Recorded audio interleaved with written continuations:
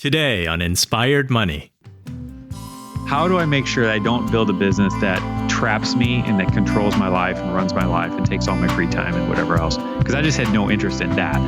As I was growing this blog and making the decisions that we were making. And as a result, a lot of the answers that we found to some of the questions we're asking meant we're going to leave money on the table here. We're not going to take that opportunity because that might take away my free time. That might make this whole thing less passive. This is episode 148 with financial author, blogger, and founder of SeedTime.com, Bob Lotich.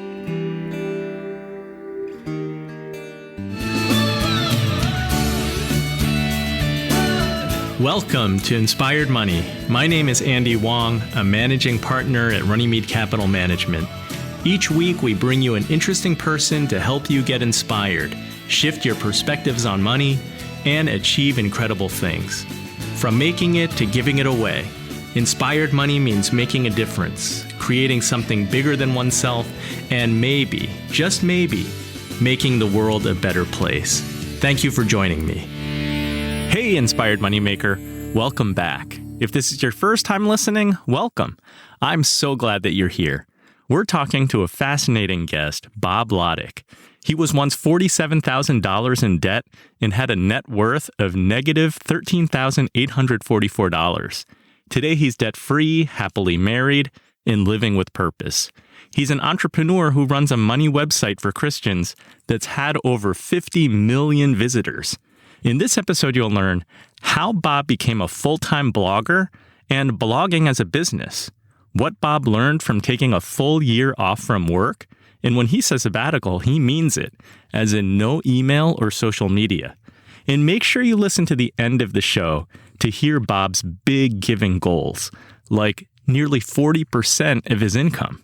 Now let's get inspired with Bob Lotich.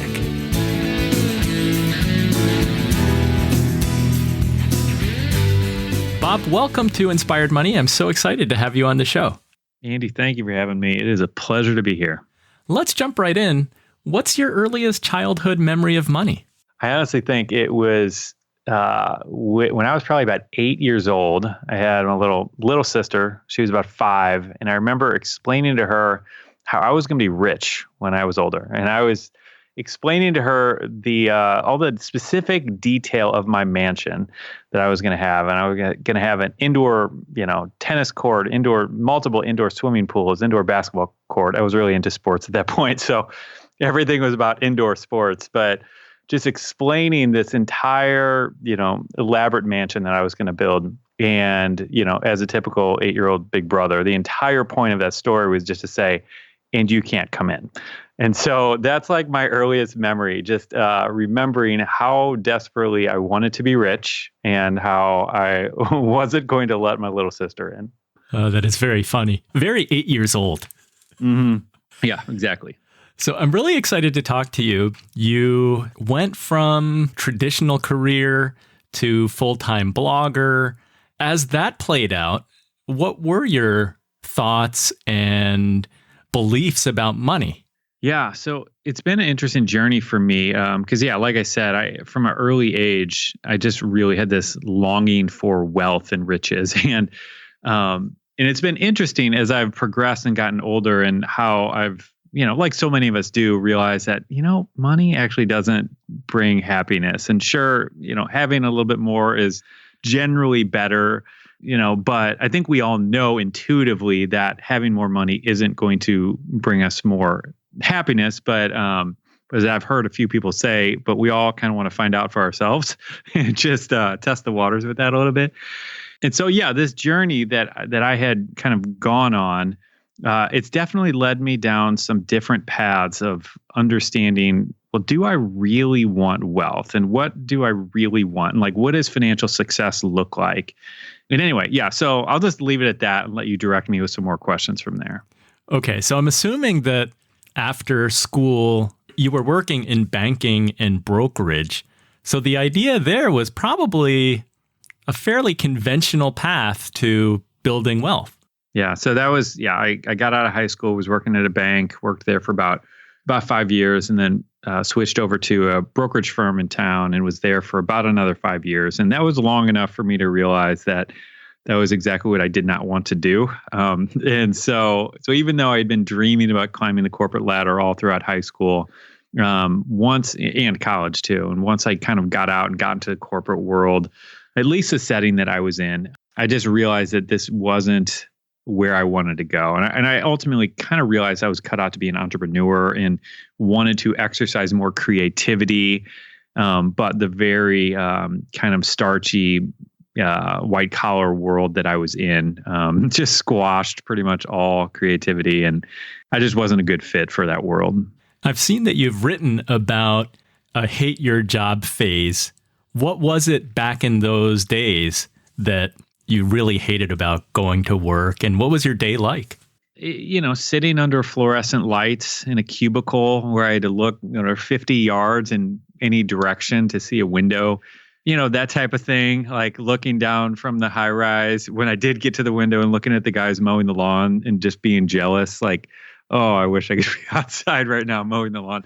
And so that's kind of where I was. And it wasn't necessarily that my job was terrible. It was just that I just wanted some freedom. I wanted some freedom. And, looking back, it's all really clear now. Like, I wanted to be an entrepreneur. I didn't know that at the time, but that's really where I wanted to go. And I think any job that I would have had, like, realistically, would have been a struggle for me because I think I was just hardwired to be an entrepreneur. And my understanding is that you were laid off from your job. So it really forced you to follow that entrepreneurial path. And because you ended up creating a blog, I know that you started with ChristianPF.com, so personal finance. Did your experience in banking and brokerage, did you learn personal finance in that job? Our firm got bought out by another firm in 2008. I worked in our trust company there, and they had their own trust company. So our entire trust company was just kind of let go. And through that process, that's kind of, I got kicked out of the boat, pushed out of the boat, and kind of forced into entrepreneurship. And looking back, that was something that people were always asking me. It's like, oh, well, perfect. You're going to be great at running a personal finance blog because you've worked in banking and brokerage this whole time. And you probably know this as well as I do. There's a lot of people in the financial planning space who might know some aspects of the financial world, but who actually aren't great with their personal finances. And so, I didn't get many great lessons from either of those jobs about managing my money well. Most of it, came from books that I read or dumb mistakes that I made, and those hard lessons learned. And what was your financial situation at that time? I think we were probably had most of our non-mortgage debt paid off at that point. It was probably a few years earlier when I was starting to get my act together financially a little bit and trying to climb out of, a whole bunch of consumer debt that I had racked up and, just being a immature 20-something wanting to spend money on everything. But at that point, I was kind of on my way and really interested in sharing what I was learning. And that was kind of the reason that I started the blog, at that point. And this was pre-blog and podcast and YouTube. So you mentioned books. Do you remember what some of the big books that influenced you and educated you were? So I remember the first book that someone gave me that just really rocked my world in terms of just financial thinking. And it was Rich Dad, Poor Dad. And I just remember, like the lesson where he was talking about the idea of just buying assets, buying things that are going to increase in value and instead of spending all your money on liabilities or things that are going to decrease in value. And just learning that initial lesson, it's like, wow, and that was like the first time the lights kind of started going on. And I remember reading like David Bach's Automatic Millionaire and I had like fully understood the idea of, all right, just make it automatic. Like that makes sense. But something about going through his book just finally got it to click for me. And it finally got me like starting to save regularly for retirement and to just make some of these things more automatic. So those are a couple that I remember from back in the day. Yeah, it gave you some clear steps. Now, losing your job, what was that like? How scary was that? Yeah, it was interesting. I mean, because like you said, I didn't love my job.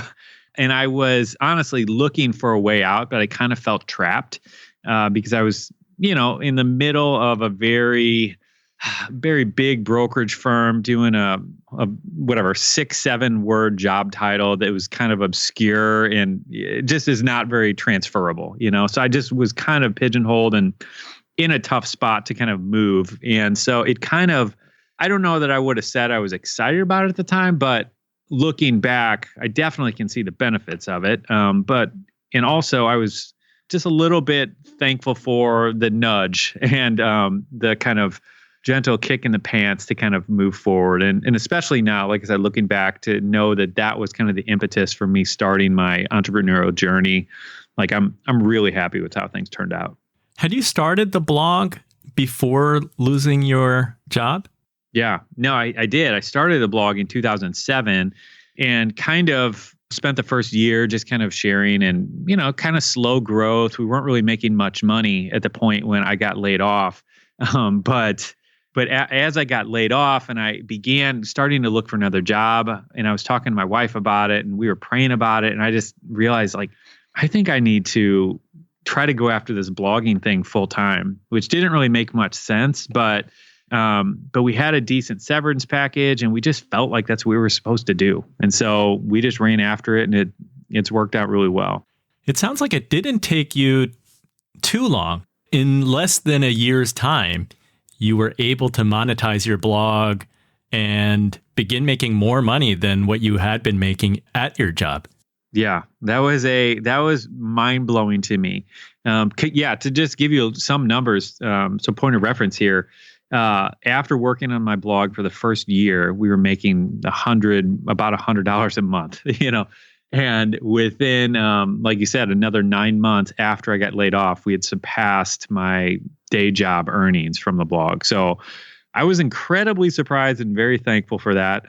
We didn't even drain all of our severance to kind of hit that ramp all the way up.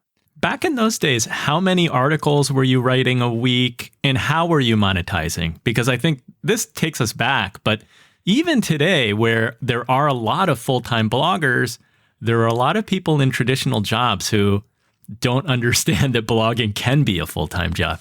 Yeah, no, yeah. I mean, going back to 2008, I mean, when I started the blog, I didn't even know what a blog was. Like it was a pretty foreign concept then. And I knew, literally only knew like 2 people in the entire world who were making a full-time living blogging. So it really made no sense to me. But yeah, I was probably writing 3 to 5 articles a week at that point, and we were almost exclusively monetizing with Google AdSense, which for anybody who doesn't know, it's just a big ad network that Google offers, simple way to kind of monetize. And that's what we were using. And does that still work today? We don't use AdSense at this point. I think the benefit of it has reduced considerably over the years, but it's still, I recommend it often for new bloggers because it's just so simple, a simple way to start earning from, this new blog you just started. How were you able to really accelerate the earnings from the $100 per month to something more meaningful? Yeah, I honestly don't know. I don't know what we did. It just seemed like once I put full-time focus into it, it's like it just took off. There were some different things that happened at that point. Like we had an opportunity to be part of this press release program where this press release company was going to give us free press releases, an unlimited number. And so we took advantage of it. And so we're pushing out all these press releases all the time. That was one thing. I know I was doing a lot of guest posting and just trying to get, trying to write great content for other bloggers to try to get some exposure that way. But yeah, I mean, either one of those items, like it doesn't make sense how it grew that fast. But you were making a concerted effort to put yourself out there, get more exposure, and that was driving more traffic to your website. Yeah, no, I mean, and it was do or die because, I consider it to be like, all right, we have a severance that's going to last us about 7-8 months, maybe. And if it doesn't work out by then, I need to go find a job. So that's kind of where it led. Yeah. But in that window, you saw that things were growing and that it was going to be possible and sustainable. Oh, yeah. Yeah. Once it started ramping up, I knew, all right, I think this is going to work. And I think we're not even going to drain all of the savings. So it's like, that was pretty exciting. So what was your mindset at this point? You're now an entrepreneur. You have more control over your schedule and your time and how you're spending your day. What were you thinking? What was your mindset? I loved it. I absolutely loved it. I remember the first day of being a full-time vlogger. I'm putting it in air quotes, but that's what it was.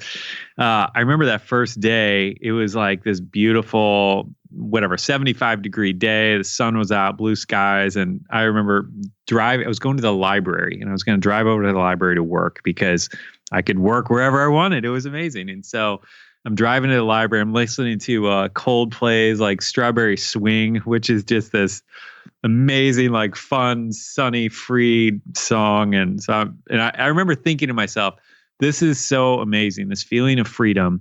Like, I don't care if I don't make more than $8 an hour for the rest of my life, to have this freedom and not to feel like I am, trapped in the rat race. Like, it just absolutely is worth it. So I loved becoming an entrepreneur. The blogging space has become much more crowded in 2020. What do you think the opportunity is for somebody starting a blog today? Yeah, I think there's still plenty of opportunity to do it. I think there's certainly things that are a little bit more difficult now than there were before. There are a lot of voices, and I think it's just more important than ever to be unique. At the point, 2008, that time or earlier, you can get by just by, there weren't that many people creating financial content on the web. I mean, and there were certainly a good number, but there were a lot more people searching for it than those creating it. And so, just being able to write an article about a Roth IRA or to talk about whatever, high interest savings accounts or anything, like, you had a good chance of ranking in Google for that. And now, like you said, there's a whole bunch more people writing about it, not to mention so many of the big media sites are writing about it. So there's definitely, it's more crowded, but I think if you work on attracting an audience around a unique idea, I think there's still an opportunity for a lot of people. And it requires a lot of focus and writing for creating content. So it's something that you need to be authentically passionate about, something that you really love. You found a unique space in personal finance for Christians. Yeah, exactly. That was the kind of the idea, in 2007 when I was starting it, was just this idea of what does the Bible have to say about money? And as I was kind of exploring this and realizing, wow, the Bible talks so much about money. And then realizing that some of these lessons that I'm reading in the Bible are actually really pertinent and relevant to me right now. And had I kind of obeyed them and followed them earlier on, I'd be in a better position. And so that fascinated me. So I just want to kind of share those two ideas. And how do I merge what I'm reading here in the Bible with some of the really practical financial lessons that I'm learning?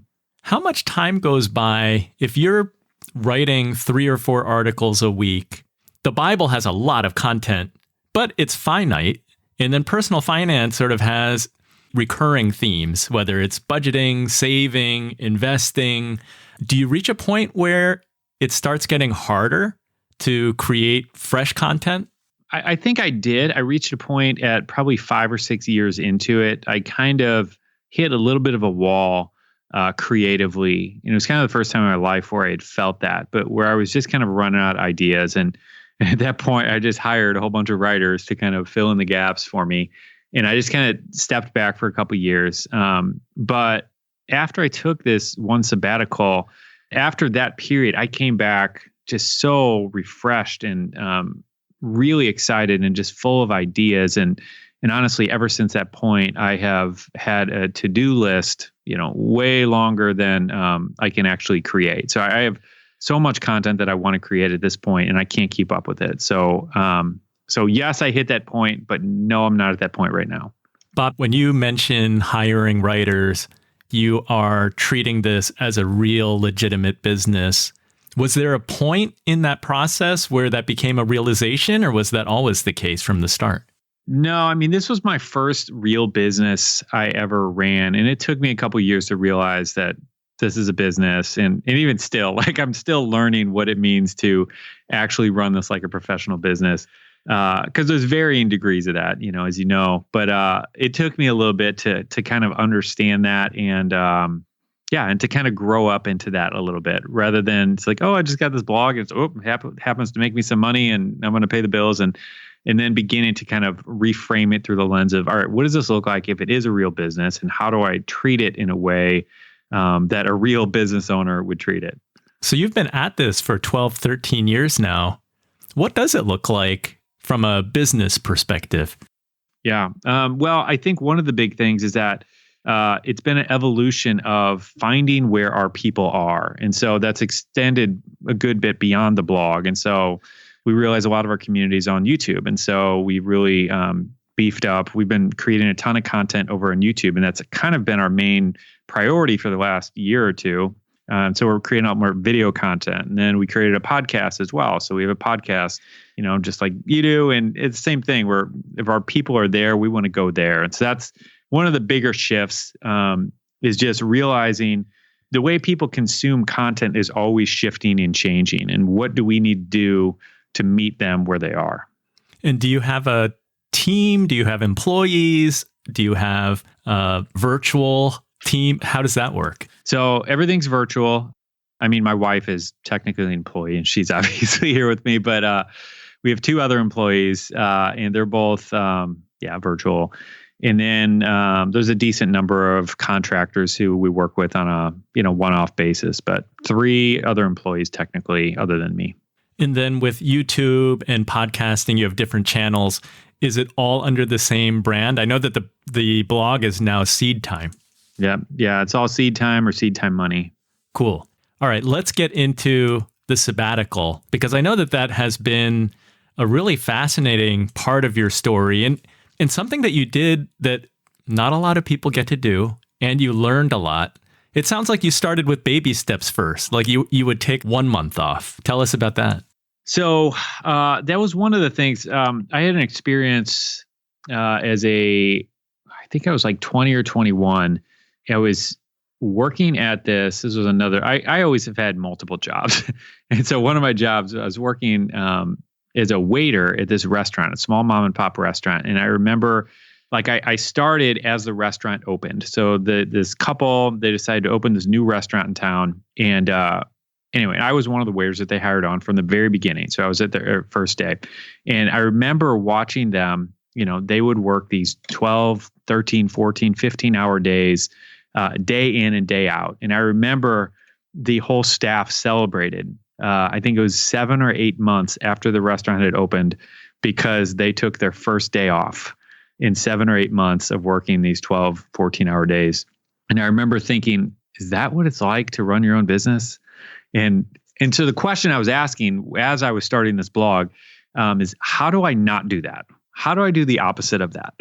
How do I make sure that I don't build a business that traps me and that controls my life and runs my life and takes all my free time and whatever else? Because I just had no interest in that type of thing. And so that was kind of the question that I was asking as I was growing this blog and making the decisions that we were making. And as a result, a lot of the answers that we found to some of the questions we're asking meant we're going to leave money on the table here. We're not going to take that opportunity because that might take away my free time. That might make this whole thing less passive, and part of the goal was to make it passive enough that I could have some time off and do something like that. And so, as you mentioned, the first kind of experiment with this was taking a month off. And that was a terrifying thing for me because I just thought that the entire blog was going to blow up. Something was going to happen, it was going to break, and I would never have any Google traffic again, and whatever, somebody would hack it. Like all these things, all the fears were rushing in my mind, and I thought there's no way I could ever do this. But I went ahead and did it. And so I took an entire month off, didn't check email. What I did was once a week, I would check in with my assistant to see if the website broke or if there's anything incredibly urgent that I needed to respond to. And the whole month went by like without a hitch. And I remember thinking, this is amazing. And so just taking the time off was amazing, but even more valuable was the headspace that I got, was the benefit of being able to see things from a 10,000 foot view, from, just having multiple weeks in a row of just decompressing and letting my brain think and explore different ideas and think different thoughts. And it was so incredibly valuable. And I came back after that month just itching. I could not wait to get back to work. And I was so excited with so many ideas. And I decided at that point, like, I'm going to try to do this every year if I can do this every year. And how many years did you do that? Yeah. So we've been doing it for the last probably 8 or 9 years. I think one exception when our daughter was born, maybe. But in general, yeah, we've kept it up. Since you've been a content creator for so long, how often do you feel that feeding this content beast like gets really hard? All the time. I mean, it's really hard. And that was part of the thing that I also have gone in and out of fighting well, because I think more than ever, it's a whole lot less about the amount of content that you create, but more about the quality of it. And it's a really hard thing to do, because to just pour your heart and soul into a piece of content that is going to take you whatever, dozens upon dozens of hours to create, and you don't know for sure if it's going to hit, if it's going to take off. Like, those are just really difficult things to do. It's a lot safer to just create a whole bunch of small pieces of content and hope that some of them work a little bit, you know. But with all the noise out there and with all the voices speaking, that's one way that just consistently works, is if you can create something that just blows people's minds. It just is really unique and really above. So you've found that has been sort of the evolution. Are you less prolific today than you were 10 years ago? Yeah, definitely. Now that said, like, there's varying degrees of, going all in on a piece of content. And admittedly, I don't do it as much as I would like, because it's really difficult. But yes, going back to 2008 or whatever, it very much was easy to do really well with just volume then. Like, I could write an article about any financial topic and I would start getting at least some search engine traffic. And so the more I wrote, the more I would get. But now it's just, it needs to be good, and the way Google's algorithm works, it's like there's humans involved in this algorithmic process and quality graders and all this stuff. So it's a very different thing. And you can't trick the algorithm anymore like you could have a little bit 15 years ago. How does length of a post come into play? Do you have to write a lengthy masterpiece in order to really rank and rise above the noise today? I think it depends on your niche. And I think it depends on who your audience is. So for example, Seth Godin, his blog, I mean, he's famous for writing these really short blog posts. And I think, if you ran a poetry blog, or if you were a poet or something, like, it might be something where you literally have 3 lines of text and it's just that amazing. And that's the thing that does what it does. But in general, for a lot of topics, longer is better, more thorough is better. In general, from what I understand, and I honestly haven't been keeping up on SEO, as much as I was years ago, but in general, writing one long, thorough piece is going to be better than 10 kind of, soft pieces that just aren't fully exploring whatever the topic is. Coming up, why Bob took a 12-month-long sabbatical, what he learned, and why he thinks it's worth considering if you're able. And then listen to the end to hear Bob's big thoughts about giving. All that and more right after this short break.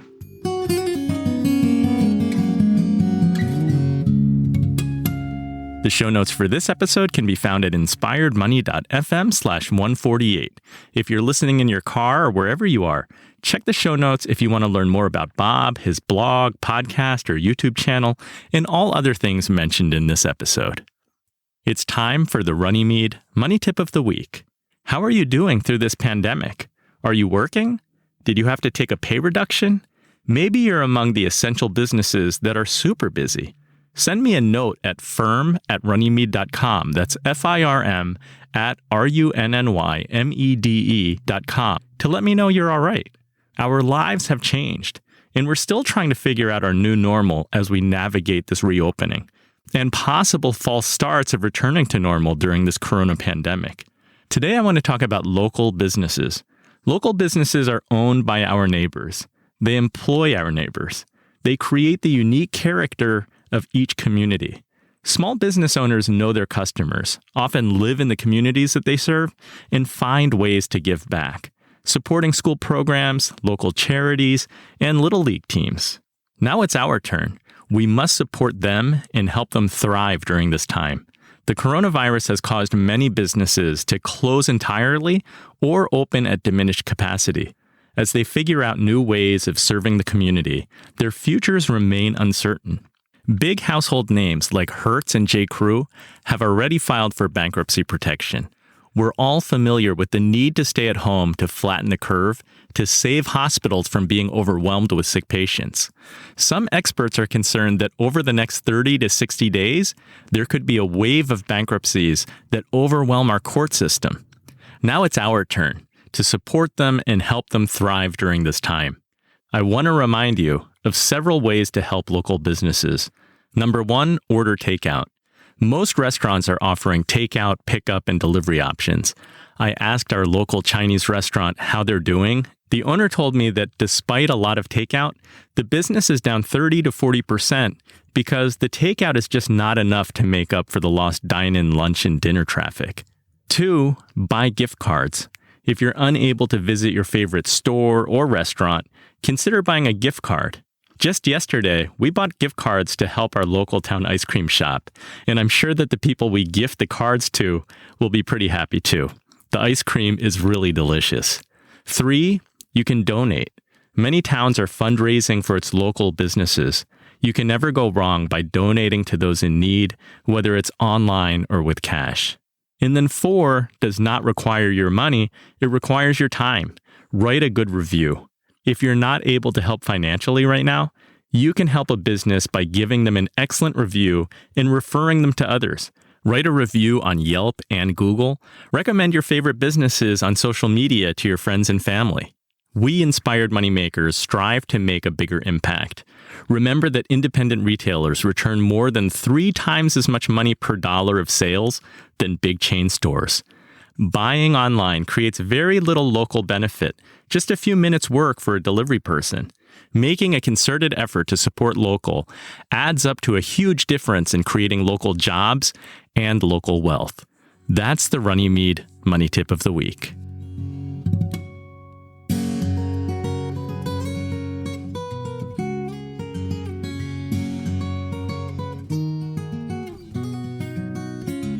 Inspired Money is brought to you by Runnymede Capital Management. We help you to plan, invest, and worry less. It's time for the Inspired Moneymaker of the Week. My friend Veronica wrote this review at podchaser.com. So many good lessons on each episode of this podcast. Andy interviews entrepreneurs, creators, business owners, and professionals from all walks of life, sharing their inspiring and innovative ways to see wealth, philanthropy, and creativity. I'm a fan of Andy's work and Inspired Money in other areas of his professional career. You should listen and subscribe to this podcast. It will inspire you to take action and change limiting beliefs about money and wealth. So a big shout out to Veronica and her husband, Studio Steve, for being Inspired Money Makers. They're doing amazing work at Pod Sound School. Check out their podcast and YouTube channel. Share with me the book you're reading right now, or a favorite book that's helped you become better at what you do. Share it to social media and tag me. I'm inspiredmoney.fm on Instagram or Runnymede Cap on Twitter. That's RUNNYMEDECAP, short for Runnymede Capital. Use the hashtag InspiredMoney. If you're not on social media, email me at inspiredmoney.fm/Andy. I look forward to hearing from you. You're listening to Inspired Money. I'm Andy Wong. Okay, let's go back to your sabbatical. You did it like 8-9 years. You're taking a month. You're finding it refreshing. You return to work, and you've got a lot more inspiration. You've got clarity. But there was one year where you didn't feel that, and you decided to take another month off, and then another. Yeah. So this is 2017. So yeah, like you're mentioning, 2016, the year before, was a very stressful year for me, just with work. And I was taking on too many projects and just getting my hands into too many things. And by the end of that year, I just felt incredibly burned out. And I was really looking forward to this month off, this month sabbatical. And like you mentioned, by the end of this month, I was ready, or we're headed back home. We were in Arizona at the time. We were going to come back to Nashville. And I just remember feeling like, I don't feel any better, and I know everybody out there who has never done anything like this is, I know, I get it. I really just did. It felt like it made no difference to me at that point. And so I decided, all right, well, I'm going to take a couple more weeks and just see if that kind of helps. And as I was doing that, I was in my office. I had an office outside of the house, and I was just going there to kind of think and pray and plan for the year and all this stuff. And I had my goals written up on the wall, and I had written sabbatical on there. And as I was doing that, or I was looking at it, I'm like, I don't know if I spelled that correctly. So I just went into Google and just kind of used it as a spell check and typed in sabbatical. And I'm like, oh, I was spelling it wrong. And I saw the Wikipedia entry, and as I was kind of reading through it, it said that technically a sabbatical is a 1-year kind of period. And when I read that, it just kind of like jumped off the page at me. And I'm like, wow, that's crazy. And I still wasn't thinking, all right, well, I'm going to take a whole year off. But as I went home and just kind of talked things over with my wife and prayed about it some more, I ultimately just kind of realized, like, I think I need to take this whole year off, which was really crazy and unexpected to me. And I wasn't prepared for it. Like, I had a lot of things planned for the business, and, and I'm not the type of person who is just looking to take time off. Like, I tend towards workaholism. So I'm not the person who gets excited about this. And this was actually a very scary thing for me. I mean, not to mention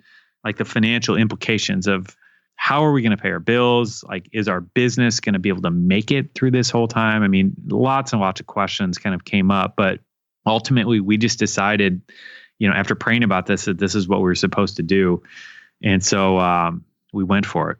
You do seem very in tune with yourself, in tune with your faith. You're open to prayer and you're listening. Yeah. When you had the first month of sabbatical and it felt like it made no difference, were you worried at all? Yeah. No, I was really stressed. And like I said, I had done this many years in a row, and I had gone into a good number of those kind of stressed and came out feeling amazing on the other side. And that's the normal thing I think happens for most people. But yeah, this year it was just very different. And I was pretty nervous because I'm like, I don't want to go back to work. Like, I'm still burnt out. Like, I still feel like there's too much going on. And, and I needed it. I didn't know that I needed it, but I know now that I did need it.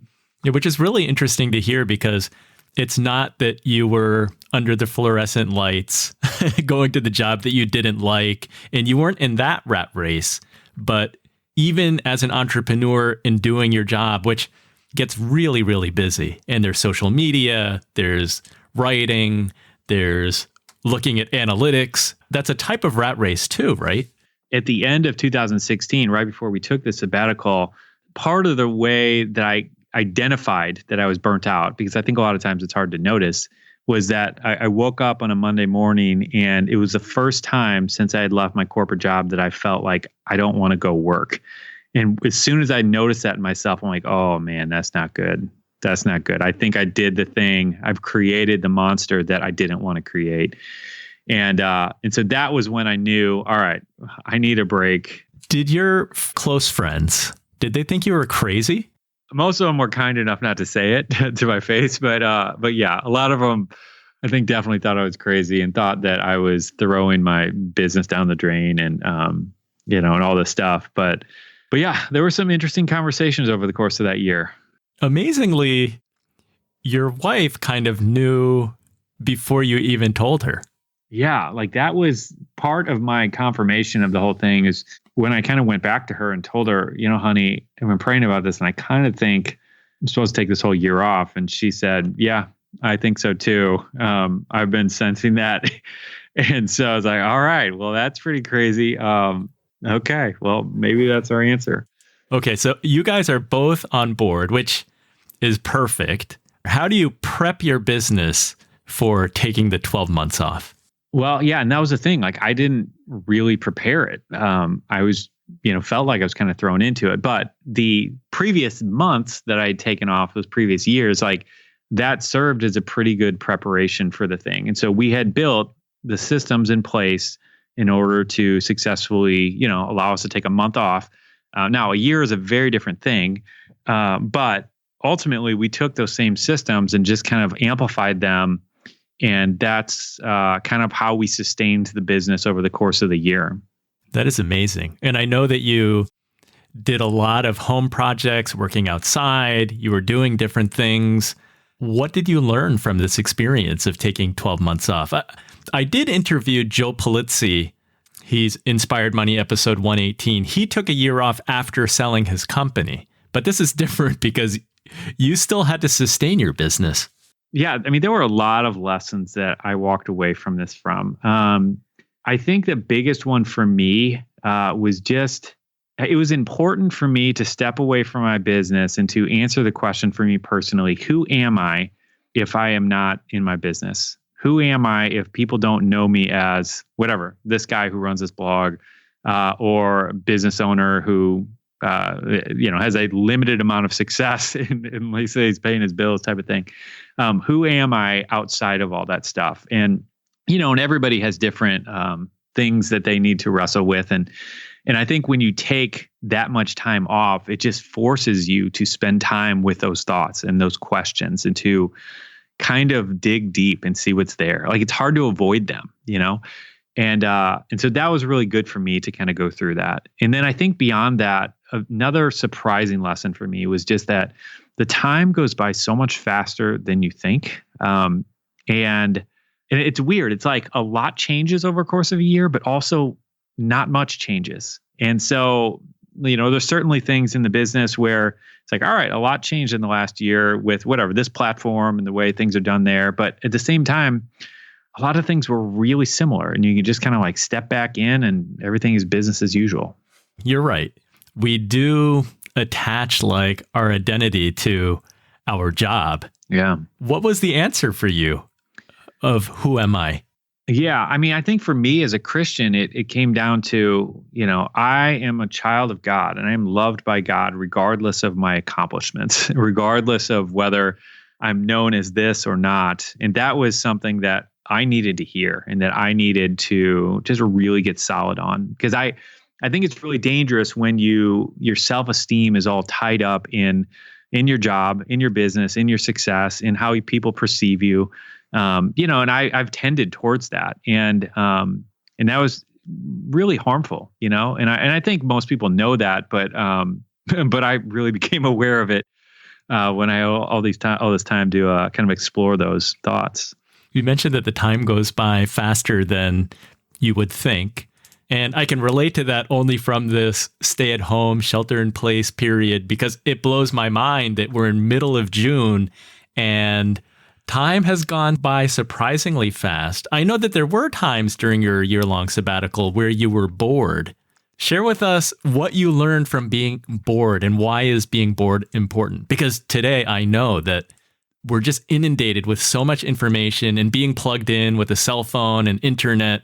It's harder and harder to be bored. It is. Like, I mean, I'm sure you remember this too, Andy, but just as a kid, like when we were kids, it was possible to be bored, and it's becoming a near impossibility for almost everyone in our society. And, and if you look back in the history of the world, like, sure, people have always been busy to an extent, but nothing like what we're dealing with now. And I do believe that it's a healthy rhythm of life to disconnect and to have pauses of reflection and to be able to think, and it's scary to think of some of like what would have happened to some of the greatest philosophers, that the world's ever seen.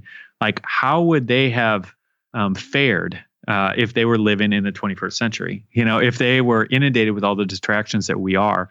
And at the same time, the other question is like, how many, brilliant minds or things that could be accomplished aren't being accomplished because we're so inundated with just constant connectivity. So anyway, it's painful to be bored. Like we all resist boredom, which is why we grab our phones or flip on Netflix or whatever. But yeah, I believe it's really healthy for us to just get to that place where it's like, all right, where can I let my brain go? What can I explore? And what can I think about that I haven't thought of? What questions can I ask? And yeah, I just think it's a really good thing. During your sabbatical, were you writing at all? No, I was intentionally just avoiding any and all business related anything. And I don't do this on every sabbatical, but for this year-long one, like I intentionally didn't write down any ideas that came to me. I just because that's normally what happens as I'm thinking. It's like, oh, I got this great idea. I could do this for the business or start this new business or whatever. And I intentionally didn't write anything down, which is very unlike me because I always have something in my hand to be able to take notes on and write down ideas. But for that entire period, I just let it all go, just trusting that if I needed to hear it again, it would come back, but ultimately the reason behind that was just because I wanted to continue to make more space to kind of peel back the layers of the onion as deep as it could go. I love it. It sounds very deliberate. Yeah. Probably hard to do because in those moments where you're bored, when you're outside working in the garden, that's kind of when inspiration comes. And I would be tempted to want to write down ideas and thoughts and sort of, I don't do journaling, but it seems like those are the times when you have that space that you can journal because your mind is busy thinking. Yeah, no, exactly. I mean, yeah, there were plenty of ideas that came in, but for me, I've never had a problem with not having enough ideas. I've had the opposite problem where I have too many ideas and too many things coming in, and it honestly paralyzes me, or it gets me spreading myself too thin. So the way I function, my weakness are really those two things, like spreading myself too thin or just kind of being paralyzed and not knowing what to do next. And what I need to do personally is just buckle down, like on the one idea, dive deep on that, push that as far as you can go. I'm really inspired by people, like Warren Buffett, who take this one thing, this is what I do, and then just even his narrow-minded focus towards investing and just staying in his circle of competence. Or looking at Apple and how they have such a small lineup of products versus Samsung, who wants to create 55 different cell phones. And, and just that really, really focused approach is something I've always wanted to be better at and sought after. So that's where I want to go and what I need to work on personally. So, Bob, I know during this time, it is a true sabbatical, but you would check in with your virtual assistant maybe once a week just to get updates and make sure that there weren't things that required your attention. How did your business change and priorities change when you returned to work? Yeah, there were a lot of different pieces. I mean, like I said, there were a good amount of things that we just kind of stepped right back into. And then there were definitely some where we just made intentional shifts in how we were doing some things. And some of that was just focusing on, all right, what are the products that we want to sell and that we want to create?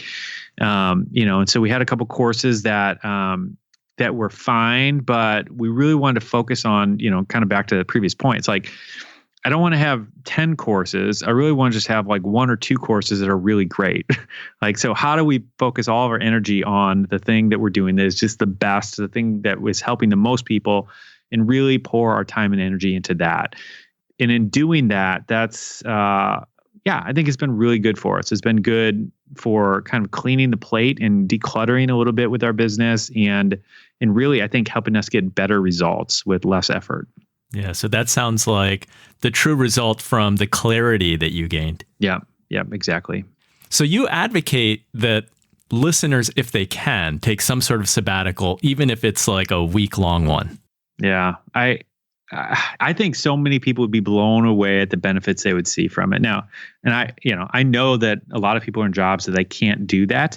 But if you can, I definitely would recommend doing it. And I also just would differentiate a vacation from a sabbatical. Like I believe that there are two different things.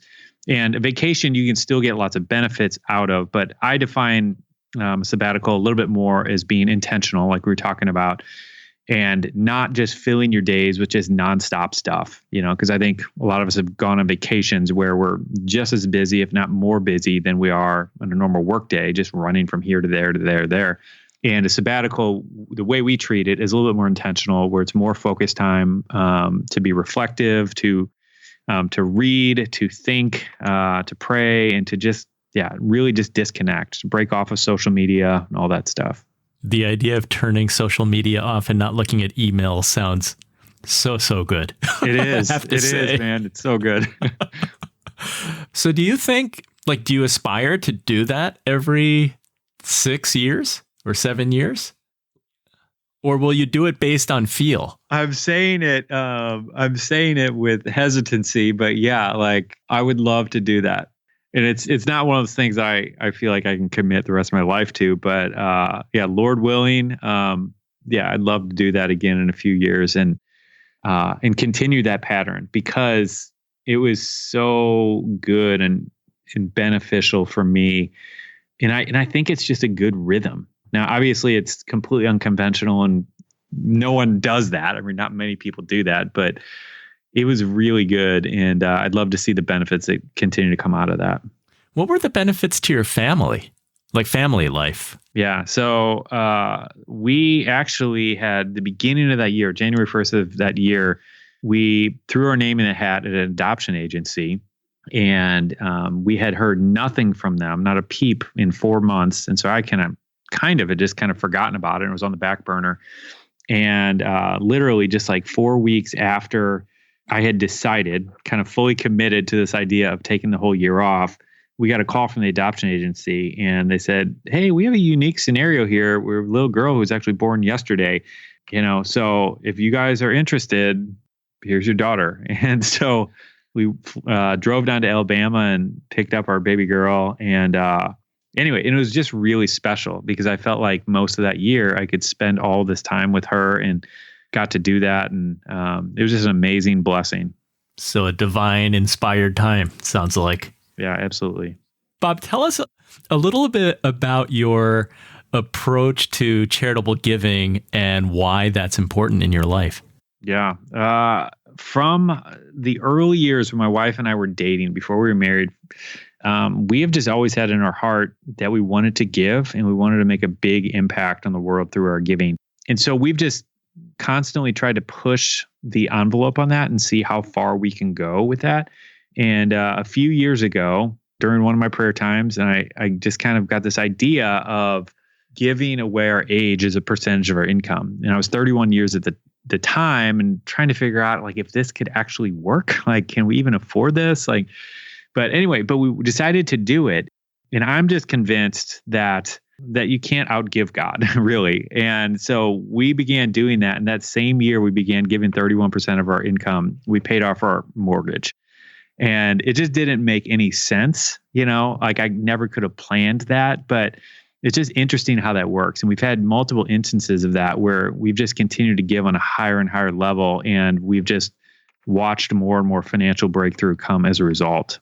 But yeah, that's the path that we're down. And that's how we've been doing it. So where are you now? And do you think that'll be sustainable to the point where when you're 80 years old, you can be giving away, I don't know, maybe retirement changes things? I'm not sure. Yeah, I don't know. Like I'm 39 right now. So we've been able to successfully do it up until this point. Wow. So that's a big number. Yeah, I'd love to hit 95 and whatever. I mean, who knows? Maybe 99 if I live that long, and that'd be pretty fun. Any unexpected outcomes from increasing your giving every year to that significant an amount? Well, yeah, one of the unexpected things, and I remember Bill Gates saying this, he said that it was a lot harder I'm paraphrasing, but a lot harder to give his money away than it was to make it. I think that's an interesting challenge that philanthropists face. The idea of finding good places to put the money, finding good use to it. And then especially if you watch, there's a documentary on Netflix called, I think, Poverty Inc., and where you see that some of the money that really a lot of the charitable organizations that a lot of us give to actually may not be helping as much as we think, and actually could be harming some of the local economies and some of these things. And that's, and that just really makes it tricky, trying to figure out, all right, where do we want to give our money? How can we actually use this for good, not harm people? And so that was something that I never thought would be a challenge. I thought it's just going to be easy because there's plenty of places to give, there's plenty of opportunities to give too, but finding the right ones, are a little bit trickier than I would have thought. Yeah, it does get complex. Any insights or tips that you've learned along the way for giving with the most impact? Yeah, I mean, I think what we've concluded is that we want to give towards things that really get us fired up, get us angry, and get us really thinking about it. I mean, because there's millions of different organizations you can contribute to, but there are certain ones that just really strike a chord with you, and there's certain things that are just near and dear to your heart. And I think it's good to be led by that, because everybody's different and everybody has different things that they're really excited or passionate about. And I think that's good to kind of follow that as a leading and a guide. I love that. I like to ask all the Inspired Money guests, how do you define success? Yeah, that's a tricky one. I think it's Einstein. I might have this quote. It's something like, try not to become a man of success, but rather try to become a man of value.